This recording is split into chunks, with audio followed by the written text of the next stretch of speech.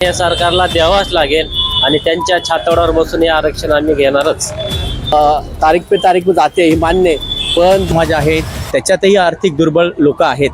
तसंच एखादा उच्च जातीय समाज असेल त्याच्यातही आर्थिक दृष्ट्या दुर्बळ असतील तर बाकी 2-2.5 एकरमध्ये स्वतःचा उदरनिर्वाह होऊ शकतो, शिक्षण नाही करू शकत। कायद्यात बदल करून असं काहीतरी ते स्ट्रक्चरली गेले असते, असं फक्त देशभरामधील सर्वात चर्चेचा मुद्दा ठरणारा विषय म्हणजे सध्याचा मराठा आरक्षण। मराठा आरक्षणावरती वेगवेगळ्या प्रतिक्रिया आपल्याला उमटताना पाहायला मिळतात। याच विषयावरती युवकांच्या काय प्रतिक्रिया आहेत ते आपण आता जाणून घेऊयात। दादा, कुठून आहात आपण आणि सध्या जे मराठा आरक्षणाचं आंदोलन चालू आहे त्याबद्दल? मी छत्रपती संभाजीनगरहून आहेत आणि मराठा समाजाचं आरक्षण दिलं पाहिजे, कारण की बरेचसे काही असे लोक आहेत की ज्यांना समजा शेती वगैरे पण आता कसं डिस्ट्रीब्यूट झाल्यानंतर कमी झाल्यात आहेत, त्यानुसार तरी त्यांना द्यायला पाहिजे। की ज्या अशा काही मुलं आहेत जे की माझेच काही फ्रेंड वगैरे आहेत की त्यांना 2-2.5 एकर शेती राहिलेली आहे आणि फीस जर बघायला गेलं तर 2 लाख 1.5 लाख अशा प्रकारे फीस आहे कॉलेजची। मग त्यानुसार त्यांना शिक्षणापासून ते वंचित राहतात, कारण की 2-2.5 एकरमध्ये स्वतःचा उदरनिर्वाह होऊ शकतं, शिक्षण नाही करू शकत। त्यासाठी तर मराठा आरक्षण दिलंच पाहिजे। परंतु मराठा आरक्षणापर्यंत सरकारला 2दा आपण अल्टिमेटम दिलेलं आहे। तर सरकारने ठीक आहे, आता कुणब्यांच्या अनेक नोंदी सापडायला सुरुवात झालेली आहे, कुणबी दाखले मिळायला सुरुवात झालेली आहे, पण लवकरात लवकर मराठा समाजाला टिकेल आणि न्यायामध्ये तो विषय टिकवल असं कोर्टामध्ये टिकायचं आरक्षण मराठा समाजाला दिलं पाहिजे, अशी आमची भूमिका आहे। परंतु आरक्षण हे द्यावाच लागेल, कारण की एवढा मराठी जनसमुदाय 1.5-2 कोटींनी जमा होत आहे, हे सरकारला लक्षात आलं पाहिजे। जमणारा सगळे समुदाय का वेडा आहे का, वेडा म्हणून जमलाय का काहीतरी?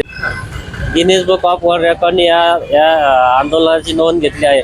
एवढा जनसमुदाय एकवटला आहे तरी हे सरकार याच्याकडे लक्ष देत नाही आहे। आरक्षण हे सरकारला द्यावाच लागेल आणि त्यांच्या छाताडावर बसून हे आरक्षण आम्ही घेणारच। की आरक्षण हे कुठल्या समाजासाठी नसून ते आर्थिक जे दुर्बल आहेत त्यांना आरक्षण मिळालं पाहिजे। म्हणजे एक विशिष्ट समाज आहे त्याच्यातही आर्थिक दुर्बल लोक आहेत, तसंच एखादा उच्च जातीय समाज असेल त्याच्यातही आर्थिक दृष्ट्या दुर्बळ असतील तर मला वाटतं की समाज कुठला हे न पाहता जर एखादा तो उत्पन्न नसेल, त्याला शिक्षण घेण्यासाठी पैसा नसेल, तर अशा लोकांना आपण आरक्षण देऊ शकतो। तेही एक लिमिटेड आरक्षण असलं पाहिजे। म्हणजे पैसा नाही आहे, आज त्याच्याकडे उत्पन्न नाही आहे म्हणून त्याला अनलिमिटेड आरक्षण असं नको आहे। किती उत्पन्न आहे आणि त्याला किती आरक्षण द्यायचं हे पाहून निर्णय घेतला पाहिजे।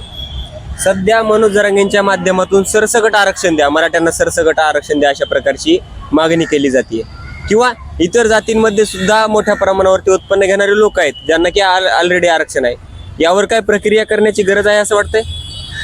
तेच जसं मी म्हणालो की आता त्यांचं जर असं मत असेल की मराठा समाजात सरसकट द्या, पुन्हा त्याच्यात मराठा समाजातही काही असे व्यक्ती आहेत ज्यांचे खूप छान चाललेलं छान उत्पन्न आहे, मग त्या लोकांनाही आरक्षण मिळून ते अजून मोठे होतात आणि त्याच समाजात ज्यांना उत्पन्न नाही आहे त्यांना ती संधी मिळून ते खाली जातात। म्हणजे त्या समाजात स्वतःही परत फूट पडते, म्हणून आर्थिकदृष्ट्या देणं गरजेचं आहे। जर तुम्ही तिथं आर्थिकदृष्ट्या नाही दिलं, विशिष्ट समाजाला दिलं, तर मग काय होणार की त्याच्यात ज्यांच्याकडे ऑलरेडी पैसा आहे चांगला ते अजून वरती जातील आणि ज्यांच्याकडे खाली आहे त्यांना आरक्षण मिळूनही तो गॅप वाढत जाईल। मोठ्या म्हणजे पैसेवाल्यांमध्ये आणि गरिबांमध्ये तो गॅप त्या समाजातही वाढत जाईल आणि मग परत ते समाजाची फाळणी होईल पुढे।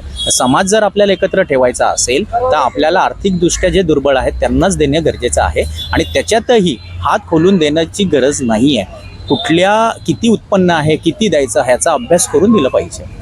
सध्या जातवार जनगणनेची हाक दिली जाते, सगळेजण म्हणतात ओबीसींची जातवार जनगणना करा, एससी मधल्या ह्यांची आर्थिक जनगणना करा, किंवा जे काही इतर प्रवर्ग आहेत आरक्षण ज्यांना देण्यात आले, ही गरज आता निर्माण झाली असं वाटतंय जातवार आणि आर्थिक जनगणना करण्याची?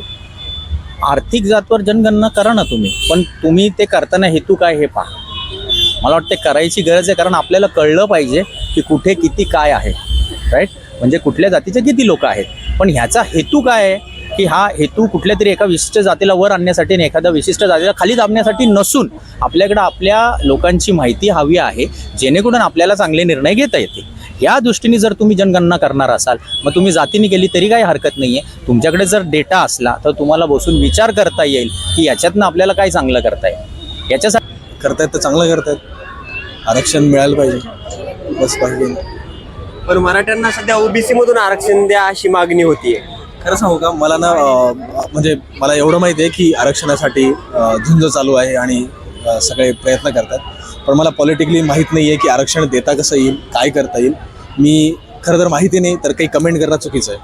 ठीक आहे, धन्यवाद. मला कुठं ऍडमिशन घ्यायचं तिथं लाख लाख रुपये भरायला लागते, जिथं बाकीच्यांना 10,000-20,000 काम होते. फीस जास्त लागते. सीटचा काय प्रश्न आहे म्हणजे सीट तर आहेच, कट ऑफ तुम्ही पण बघताय की 90 पेक्षा जास्त मार्क लागतात, तेव्हा कुठं कट ऑफ चांगल्या कॉलेजला भेटतो, नाही तर भेटत नाही कॉलेज.